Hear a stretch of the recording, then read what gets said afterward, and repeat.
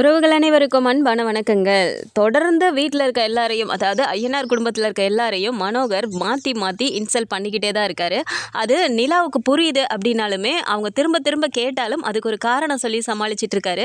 So ரொம்ப உச்சக்கட்ட அவமானம் நடக்குது அப்படிங்கிறத தாங்க முடியாமல் நான் கிளம்புறேன் அப்படின்னு சொல்லிட்டு நிலா வந்து கிளம்புறதுக்கு முடிவெடுக்க போகிறாங்க. ஆனால் சேரன் இந்த இடத்துல பரவாயில்லப்பா, விடுப்பா, நம்ம தானே அனுசரிச்சிக்கலாம்ப்பா, உனக்காக ஏற்பாடு பண்ணியிருக்குது, அவரை அவமானப்படுத்தாதப்பா, அசிங்கப்படுத்தாத, எல்லாருக்கும் சொல்லியிருக்காங்கல்ல அப்படின்னு, உனக்காக நாங்கள் பொறுத்துக்கிறோம் அப்படின்னு சேரன் சொல்லுவாருன்னு நினச்சிங்கன்னா மறக்காமல் இந்த வீடியோக்கு ஒரு லைக்கை மட்டும் கொடுத்துருங்க. ஸோ சோழன் வந்துட்டு அங்கே பார்லருக்கு கூட்டிகிட்டு போயிருக்காங்க. ரொம்ப நேரமாக இவங்க இங்கே உட்காந்துட்டே இருக்காங்க. அப்போ மனோகர் வந்து பார்த்துட்டு, என்னப்பா இங்கே உட்காந்துட்டு இருக்கீங்க, ரூமுக்கு போய் ரெஸ்ட் எடுக்கலாம்ல அப்படிங்கிறாங்க. இல்லை சார், இதோ சோழன் வந்துடட்டும், வந்தோடனே நாங்கள் போய் ரெஸ்ட் எடுக்கிறோம் சார் அப்படிங்கிறாங்க. ஐயோ, இங்கே அவங்க போயிருக்கதோ இங்கே இருக்கிறதுலையே பெரிய பியூட்டி பார்லர்ப்பா, நம்பர் 1 பியூட்டி பார்லருக்கு போயிருக்காங்க. இப்போ தான் தாஸ் பேசினா, இப்போ தான் ஃபேஷியல்லாம் போயிட்டுருக்கான், அவங்க வந்துடுவாங்கப்பா, நீங்கள் போங்க அப்படிங்கிறாங்க. உடனே பல்லவனும் பார்த்துட்டு, ஆமாம் இப்போ தான் சோழனும் பேசுச்சு அப்படிங்கிறாங்க. அப்புறம் என்ன, மாப்பிள்ளையே சொல்லிட்டார்ல, வாங்கப்பா ரூமுக்கு வாங்க அப்படின்னு சொல்லிட்டு நேராக இப்போ கூட்டிகிட்டு போய் திறந்து ரூமுக்குள்ளே போகிறாங்க. அங்கே பார்த்தா எதுவுமே இல்லை, வெறும் ஒரே ஒரு ஃபேன் மட்டும்தான் இருக்குது, ஒரு பழைய சேர் ஒன்று கிடக்கு. இதை பார்த்ததும் அப்படியே 3 பேரும் மாற்றி மாற்றி பார்க்குறாங்க. பார்த்த உடனே மனோகர் அப்படியே சமாளிக்கிறாரு. என்ன இந்த ரூமில் இருந்த கட்டில் பெட்டெல்லாம் ஒன்றத்தையுமே காணோம் அப்படின்னு சொல்லிட்டு அப்படியே வெளியில் போய் பார்க்குற மாதிரி பார்த்துட்டு திரும்பவும் உள்ளே வராரு. திரும்ப வந்துட்டு, சாரிப்பா, வந்திருக்க எல்லாருக்குமே ஏசி ரூமை கொடுத்துட்டாங்களாம், நிறைய கெஸ்ட் வந்திருக்காங்கல்ல, அதனால் ஏசி ரூம் எல்லாம் ஃபுல்லாகிடுச்சுப்பா, சரி நீங்கள் வேணால் இருங்க, நான் அங்கே இருக்க உங்களை இந்த ரூமுக்கு மாற்றிட்டு உங்களை நான் ஏசி ரூமில் இருக்க வைக்கிறேன் அப்படிங்கிறாரு. உடனே சேரன் பார்த்துட்டு, ஐயோ சார், ரூமில் இருக்கவங்கள வெளியே அனுப்புறதெல்லாம் தப்பாக போயிடும், பரவாயில்ல சார், நாங்கள் இந்த ரூமில் இருந்துக்கிறோம் அப்படிங்கிறாங்க. அப்போ பார்த்துட்டு, நீங்கள் ஏசி இல்லாமல் தூங்கி பழக்கம் இருக்குது தானே, கொஞ்சம் அட்ஜஸ்ட் பண்ணிக்கிறீங்களா அப்படிங்கிறாங்க. இல்லை சார், பரவாயில்ல, எங்களுக்கு ஒன்றும் பிரச்சனை இல்லை அப்படின்னு சொல்லிட்டு இப்போ சேரனும் சொல்லும்போது வெளியில் போயிட்டு சர்வெண்ட்டை கூப்பிட்டு, என்னடா இங்கே ரூம் இப்படி கிடக்கு, வந்திருக்கவங்களுக்கு எப்படி ரூமை கொடுக்கணும், க்ளீன் பண்ணி வைங்கன்னு நான் சொல்லியிருந்தேன்ல, இது கூட பண்ண மாட்டியா அப்படின்னு அவர் திட்டிட்டு, அவங்களுக்கு படுக்கிறதுக்கு பாய் தலகாணி எல்லாமே புதுசாக கொடு அப்படின்னு சொல்லிட்டு அவர் வெளியில் போயிட்டு அப்படியே ஒரு மாதிரி நக்கலாக பார்த்து சிரிக்கிறாரு. பல்லவன் பார்த்துட்டு, அண்ணா என்னண்ணே, நம்ம ஊராக இருந்தால் நல்ல இயற்கை காற்றா இருக்கும், இங்கே இப்படி ஒரு ஃபேன் இருக்குது, போட்டால் இப்படி ஓடுது, இதில் எப்படின்னா நம்ம தூங்க முடியும் அப்படிங்கிறாங்க. விடுடா, வேறு என்ன பண்ணுறது, ஒரு நாள் தானே, அட்ஜஸ்ட் பண்ணிக்கலாம் அப்படின்னு சொல்லிட்டு இருக்கும்போது பாண்டி போயிட்டு அங்கே இருக்க டேபிள் ஃபேனை கொண்டு வந்து ஒன்று வைக்கிறாரு. இதாக இருக்குல்லடா, அட்ஜஸ்ட் பண்ணிக்கலாம் அப்படின்னு சொல்லிட்டு இப்போ பாய் பெட்ஷீட் கொடுக்குறாங்க. அதை விரிச்சிட்டு அவங்களும் அங்கே அப்படியே அந்த ரூமில் செட்டில் ஆகுறாங்க. கொஞ்ச நேரத்துலேயே பார்த்தா சோழனும் வந்துடுறாரு.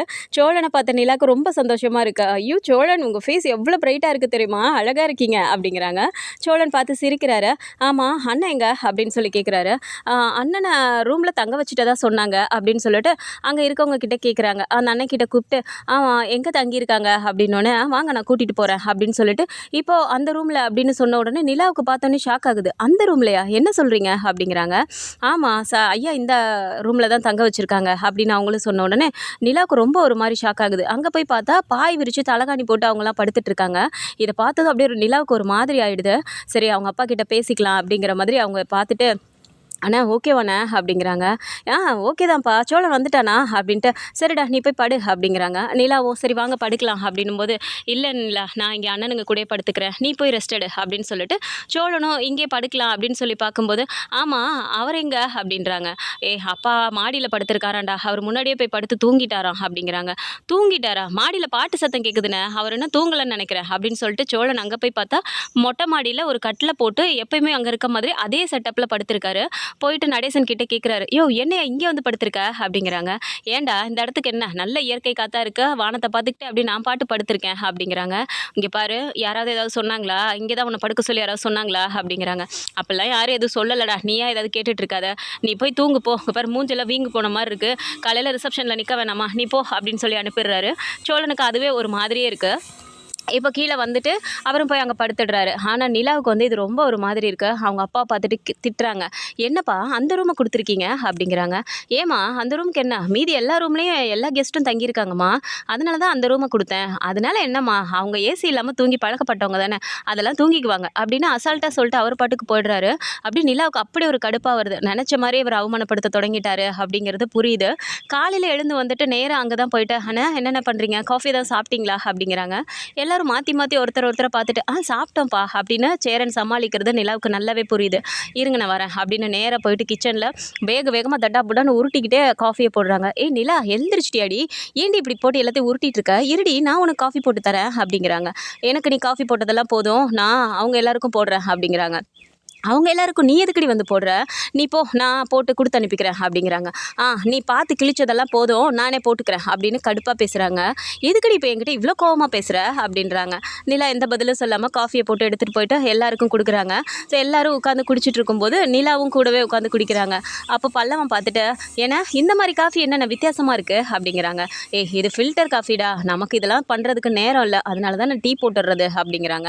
ஆனால் நிலா பார்த்துட்டு அண்ணா நீ இந்த காஃபி எல்லாம் விட நீங்கள் போடுற டீ தானே எனக்கு ரொம்ப பிடிக்கும் அப்படின்னு சொல்லிட்டு சந்தோஷமாக உட்காந்து தரையில் உட்காந்து அதெல்லாம் பேசிகிட்டு இருக்கதை வந்துட்டு இந்த சைடு மனோகரும் தேனும் நின்று அப்படியே பார்க்குறாங்க.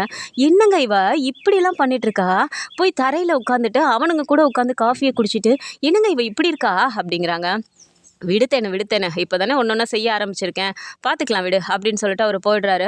சரிண்ணா இப்போது ரிசப்ஷன் டைமும் ஆரம்பிச்சிருது. ரிசப்ஷனுக்கு வந்து கிளம்பலாம் அப்படின்னு சொல்லிட்டு பார்த்தா எல்லாருமே இங்கே கிளம்பி நிற்கிறாங்க. அப்போ பார்த்தா நிலாவும் கிளம்பி வந்துட்டு சோழனும் கிளம்பி வந்தோடனே பார்த்துட்டு அழகாக இருக்குது அப்படின்னு சொல்லிட்டு எல்லாருமே சொல்கிறாங்க. இப்போ ஸ்டேஜுக்கு போகலாம் அப்படின்னு சொல்லி கூப்பிடும்போது பார்த்தா அங்கே மண்டபத்தில் கொஞ்சம் அந்த சேர் டேபிள்லாம் அரேஞ்ச் பண்ணாமல் அங்கே இங்கேயும் கிடக்கு. அதை பார்த்துட்டு மனோகர் அப்படியே ஒரு மாதிரி பார்த்துட்டு என்னடா பண்ணிட்டுருக்கீங்க, எவனையுமே காணோம், இன்னும் சேர் டேபிள் இப்படியே கிடக்கு, வரவங்க வந்து உட்கார வேணாமா, எங்கே அந்த ஈவென்ட் மேனேஜரு அப்படிங்கிறாங்க. தாஸ் உடனே பார்த்துட்டு ஈவென்ட் மேனேஜருக்கு இந்த ஒரு வேலை தானா, அவர் அங்கே போயிட்டு கிச்சனில் வேலையெல்லாம் பார்த்துட்டு இருப்பாங்க போல் அப்படின்னு சொல்லிட்டு அப்படியே பல்லவனை பார்த்துட்டு சும்மா தானே நிற்கிற, இதெல்லாம் கொஞ்சம் அரேஞ்ச் பண்ணலாம்ல, ஏன் உங்கள் அன்னிக்கு ரிசப்ஷனுக்காக, ஏன் உங்கள் அண்ணனுக்காக இதில் செய்ய மாட்டியா நீ அப்படின்னு சொன்னோன்னே பல்லவன் அப்படியே ஒரு மாதிரி பார்த்த உடனே நிலா அங்கே நின்றுட்டுருக்காங்க. சரி நிலா கவனிக்கக்கூடாது அப்படிங்கிற மாதிரி இப்போது சேரனே விடுறா, நம்ம வீட்டு விசேஷமாக தான் செய்ய மாட்டோமா, வாடா செய்யலாம் அப்படின்னு சொல்லிட்டு இப்போ இவங்க 3 பேரும் பண்ணிட்டு இருக்கதை நிலா அங்கேருந்து பார்த்துட்றாங்க. வேகமாக வந்துட்டு அண்ணா என்ன பண்ணிட்டுருக்கீங்க, பல்லவா பாண்டி ஏன் இதெல்லாம் பண்ணுறீங்க அப்படிங்கிறாங்க. இல்லைங்க பரவாயில்ல இருக்கட்டும் அப்படின்ற மாதிரி ஒரு மாதிரி பார்த்துட்டு தாசை பார்த்தோன்னே இப்போ நிலாவே புரிஞ்சுக்கிறாங்க. என்ன என் அண்ணன் தான் இதெல்லாம் பண்ண சொன்னானா அப்படிங்கிறாங்க. இல்லைங்க பரவாயில்ல இருக்கட்டும், நம்ம வீட்டு ஃபங்க்ஷன் தானே, செய்கிறதுக்கு என்ன அப்படிங்கிறாங்க. நிலாவுக்கு அப்படியே செம்ம கோவம் வருது. நேராக போயிட்டு என்னென்ன நீ நினச்சிட்டு இருக்க, இதெல்லாம் அரேஞ்ச் பண்ணுறதுக்கு இவங்ககிட்ட நீ சொல்லுவியா, ஏன் இவ்வளோ பெரிய மண்டபத்தில் இதெல்லாம் பண்ணுறதுக்கு ஆளே கிடையாதா அப்படின்றாங்க. இப்போ என்ன நிலா எதுக்கு கத்துற, நான் கூட செய்கிறேன்னு தான் சொன்னேன், ஆனால் அந்த தம்பி தான் பரவாயில்ல நாங்கள் செய்கிறோம் அப்படின்னு சொல்லிட்டு செஞ்சுச்சு, நான் என்ன பண்ண இதில் அப்படின்னு சொல்லிட்டு இப்போ தாஸ் ஒரு மாதிரி அப்படியே ஒரு மாதிரி இறங்க பார்த்துட்டு பேசுகிறத சேரன் வந்துட்டு அப்படியே சமாளிக்கிற மாதிரி, பரவாயில்லப்பா அவர் பண்ணிட்டு தான் இருந்தார், நாங்களும் பண்ணுறோன்னு சொல்லி வந்தோம், அவருக்கு ஏதோ ஃபோன் வந்துச்சுன்னு போனார்ப்பா, அவரை பற்றி ஒன்றும் தப்பு இல்லைப்பா, நாங்களாக தான் செய்கிறோம் அப்படிங்கும்போது நிலாவுக்கு அப்படியே ஒரு மாதிரி ஆகுது. அப்போது சோழனுமே பார்த்துட்டு இதெல்லாம் கவனிச்சுட்டு தான் இருக்காரு. இப்போது ஸ்டேஜுக்கு வந்து நின்னோடனே ஃபோட்டோ எடுக்கிறதுக்கு பார்த்தா இவங்களை கூப்பிடுறாங்க நிலா, ஆனால் அவங்கள ஸ்டேஜுக்கே வர விடாமல் மனோகரும் தாசும் வந்துட்டு மற்ற எல்லாத்தையுமே கூப்பிட்டு ஃபோட்டோ எடுக்கிறதா இருக்கட்டும், இவங்களை வந்துட்டு ஒரு மாதிரி அவாய்ட் பண்ணுறத, ஒரு நிமிஷம் இரு என்ன அவசரம்ப்பா அப்படின்னு மூஞ்சில் அடித்த மாதிரி பேசுறது, இதெல்லாம் பண்ணிகிட்டே இருக்கும்போது நிலாவுக்கே ஒரு மாதிரி கடுப்பாயிடுது. டக்குன்னு எழுந்து நின்றுட்டு சோழன் எழுந்துறீங்க அப்படிங்கிறாங்க. என்னாச்சு நிலா அப்படிங்கிறாங்க. நீங்கள் எழுதுறீங்க அப்படின்னோடனே எழுந்திரிச்சு நிற்கிறாங்க. தேனும் மனோகரும் பார்த்துட்டு என்னமாச்சு அப்படிங்கிறாங்க. போதும், இதுக்கு மேலே என் குடும்பத்திலேருந்து இங்கே யாரும் அவமானப்படுறதை பார்க்குறதுக்கு நான் ரெடியாக இல்லை, நாங்கள் கிளம்புறோம், வாங்க சோழன் போகலாம் அப்படின்ட்டு அங்கிள் அண்ணா எல்லோரும் வாங்க நம்ம கிளம்பலாம் அப்படிங்கிறாங்க. அப்போ தேனை பார்த்துட்டு என்னடி பேசிகிட்டு இருக்க, இன்னும் ரிசப்ஷன் இப்போ தான் ஆரம்பிச்சிருக்கு, இன்னும் வர வேண்டியவங்களாம் நிறைய பேர் வர வேண்டியிருக்கு, அதுங்களும் நீ பாட்டி கிளம்புறேன்னு சொல்லிட்டு இருக்க, என்னடி நினச்சிட்டு இருக்க நீ உன் மனசில் அப்படிங்கிறாங்க. இன்னும் என்ன நினைக்கணும், நானும் நேற்று வந்ததுலேருந்து பார்த்துட்ருக்கேன், நீங்கள் எப்போல்லாம் எந்த வச்சு அவமானப்படுத்தணும்னு பார்த்தா நீங்கள் பண்ணிட்டுருக்கீங்க, இப்போது ஃபோட்டோ எடுக்கிறதுல என்ன வந்துருச்சு, அவங்கள வந்து இப்படிலாம் பேசுகிறீங்க, இங்கே ஒவ்வொன்றா வந்துட்டு சேர் டேபிள்லாம் அரேஞ்ச் பண்ணுறதுக்கு தான் என் குடும்பத்துலேருந்து வந்திருக்காங்களா, அப்படி என்ன உங்களுக்கு அவங்க மேலே இவ்வளோ ஒரு கடுப்பு அப்படிங்கிறாங்க. இப்படி மனோகர் ஒரு மாதிரி பார்த்துட்டு ஏம்மா இதெல்லாம் ஒரு பிரச்சனை நான் பேசுவேன், ஏம்மா அவங்க இந்த வேலையில் செஞ்சதே இல்லையா, ஏன் நம்ம வீட்டு ஃபங்க்ஷன்னு சொல்லிட்டு அவங்க செய்கிறதுக்கு என்னம்மா அப்படிங்கிறாங்க. இங்கே பாருங்கப்பா, முதல்ல நீங்கள் அவங்கள ரொம்ப ஒரு மாதிரி இலக்காரமாக எடை போட்டு வச்சுருக்கீங்க, அதனால தான் நீங்கள் இப்படியெல்லாம் யோசிக்கிறீங்க. போதும்ப்பா, உங்களோட ஸ்டேட்டஸ்க்கு தகுந்த மாதிரி நீங்கள் ரிசப்ஷன் நடத்துகிறீங்க அப்படின்னா எங்களை எதுக்கு வர சொன்னீங்க, நீங்களே யாரையாவது வச்சு நடத்திக்க வேண்டியதானே அப்படிங்கிறாங்க. தேனு பார்த்துட்டு என்னடி பேசுகிற, ரிசப்ஷனே உனக்கு தான் நடக்குது, எங்களையும் கூப்பிட்டீங்கன்னு கேட்குற அப்படிங்கிறாங்க. ஆமாம், எங்களை வச்சு நடக்கணும் அப்படின்னு சொல்லி முடிவு பண்ணி தானே கூப்பிட்டீங்க, அதுக்கான மரியாதையை முதல்ல நீங்கள் கொடுத்தீங்களா, வந்ததுலேருந்து நானும் பார்த்துட்ருக்கேன், போயும் ஸ்டோர் ரூமில் தங்க வச்சுருக்கீங்க, அங்கிளை வந்துட்டு மொட்டை மாடியில் ஒரு கட்டில் கொடுத்து படுக்க வச்சுருக்கீங்க, நீ என்னம்மா என்கிட்ட சொன்ன, ஏசி ரூம்லாம் கொடுத்துருக்கேன்னு சொன்னில்ல, அப்போ போய் சொன்னியா நீ அப்படிங்கிறாங்க. அந்த ரூம் அரேஞ்ச்மெண்ட்லாம் உங்கள் அப்பா தாண்டி பார்த்தாரு, அவர் என்கிட்ட சொன்னதுனால ஏசி ரூம் கொடுத்துருப்பாருன்னு நினச்சேன்டி, நான் அப்படிலாம் செய்யலடி அப்படிங்கிறாங்க. அப்படி சேரன் பார்த்துட்டு பாப்பா நிலா ஏன்பா இப்போ போய் இதெல்லாம் பிரச்சனை பண்ணிட்டு இருக்க, நாங்களே ஒன்றும் பெருசாக எடுத்துக்கலப்பா, நீ போப்பா போய் ஸ்டேஜில் நில்லு அப்படிங்கிறாங்க. அண்ணன் என்னென்ன பேசுகிறீங்க, உங்களை இப்படி அவமானப்படுத்திட்டே இருப்பாங்க, நான் இதெல்லாம் பார்த்துட்டு இருக்கணுமா அப்படிங்கிறாங்க. உடனே தாசு பார்த்துட்டு நினச்சேன் இவங்க தகுதிக்கலாம் இந்த மாதிரி ஒரு ரிசப்ஷன் அரேஞ்ச் பண்ணிங்களேப்பா, அதுக்கு தான் பார்த்தீங்களா ரிசப்ஷனில் எப்படி நடந்துக்கணும்னு கூட தெரியாமல் இப்படி வந்து இந்த பிரச்சனை பண்ணிட்டு நிற்கிறானுங்க எல்லாரும் அப்படிங்கிறாங்க. சோழன் அப்படியே பார்த்துட்டு, இங்கே பாரு வார்த்தையை கரெக்டாக பேசு, இப்போது நாங்கள் தான் எல்லோரும் பிரச்சனை பண்ணிட்டு நிற்கிறோமா அப்படிங்கிறாங்க. நிலா பார்த்துட்டு, நீங்கள் சும்மா இருங்க சோழன், நான் பேசிக்கிறேன் அப்படின்னு சொல்லிட்டு தாசையும் பிடிச்சி திட்ட ஆரம்பிக்கிறாங்க. நான் கிளம்புறேன் அப்படின்னு சொல்லி கிளம்ப போகும்போது இப்போ நடேசனே வந்து சொல்கிறாரு, மாடி நிலா இங்கே வாமா அப்படிங்கிறாரு. அப்படியே நிலா ஒரு மாதிரி கண் கலங்கி நிற்கும்போது, என்னம்மா கண்ணெல்லாம் கலங்கிட்டு இருக்க அப்படிங்கிறாங்க. தயவு செஞ்சு என்னை மன்னிச்சிருங்க அங்கிள், உங்களுக்குரிய மரியாதை இங்கே கிடைக்குமோ கிடைக்காதோன்னு பயந்துக்கிட்டு தான் நான் இந்த ரிசப்ஷனே வேணான்னு சொன்னேன். ஆனால் நான் பயந்த மாதிரி நடக்குது பார்த்தீங்களா. என் அப்பா அப்படி தான் அங்கிள், யாருக்கு என்ன மரியாதை கொடுக்கணும்னு அவருக்கு மனுஷங்களோட வேல்யூலாம் தெரியாது. அவருக்கு தெரிஞ்சதெல்லாம் ஸ்டேட்டஸு, பணம் இந்த மாதிரியே இருக்கிறதுனால தான் பெத்த பொண்ணோட ஆசையை கூட சரியாக நிறைவேற்ற தெரியல அப்படிங்கிறாங்க. உடனே தேனு பார்த்துட்டு, என்னடி நானும் பார்த்துட்ருக்கேன், வாய்க்கு வந்ததெல்லாம் பேசிகிட்டு இருக்க, பெத்த பொண்ணோட ஆசையை நிறைவேற்றலையா, நீ சொன்னது தானடி அவனை கல்யாணம் பண்ணியே வச்சோம், ஆஃப்டர் ஆல் ஒரு டிரைவர் இவனை போய் உனக்கு கல்யாணம் பண்ணி வச்சுருக்கோன்னா எதனால, உனக்காக தானடி அப்படிங்கிறாங்க. இதுதான் பிரச்சனை, ஆஃப்டர் ஆல் ஒரு டிரைவர் ஆஃப்டர் ஆல் ஒரு டிரைவர்னு சொல்லிட்டு இருக்கீங்க, இப்போ என்ன அதனால் என்ன தங்க மாதிரி பார்த்துக்கிறாங்க, அந்த வீட்டில் நான் ராணி மாதிரி இருக்கேன், எனக்கு பார்த்து பார்த்து கவனிக்கிற அவங்க எங்க, இப்படி எல்லாரையும் மனுஷங்களோட வேல்யூ தெரியாமல் அவமானப்படுத்துகிற நீங்கள் எங்க, இதுக்கு தான் நான் சொன்னேன் இந்த இதே எனக்கு வேணான்னு அப்படின்றாங்க. இங்கே பாரடி நிலா, உனக்காக உன் அப்பா பார்த்து பார்த்து எவ்வளோ செலவு பண்ணியிருக்காரு, என்னடி நீ நினச்சிட்டு இருக்க, வரவங்களாம் உன் அப்பா பற்றி என்ன நினைப்பாங்க அப்படிங்கிறாங்க. ஆமாம், அவரோட கௌரவத்துக்காக தானே இப்போ எனக்கு இந்த ரிசப்ஷனே பண்ணியிருக்காரு, பொண்ணு மேலே இருக்க ஆசையிலையா பண்ணார், கிடையவே கிடையாது. இப்போது நான் ஓடி போயிட்டேன்னு சொன்னால் இவரோட பிஸ்னஸ் மேன் அந்த பீப்புள்ஸ் மத்தியில் எதுவுமே வந்துட்டு பேச முடியாது, யாராவது ஏதாவது கேள்வி கேட்பாங்க, அவங்களோட வாயெல்லாம் அடைக்கணுங்கிறக்காக தான் அவர் இப்படி ஒரு ரிசப்ஷனே அரேஞ்ச் பண்ணியிருக்காரு.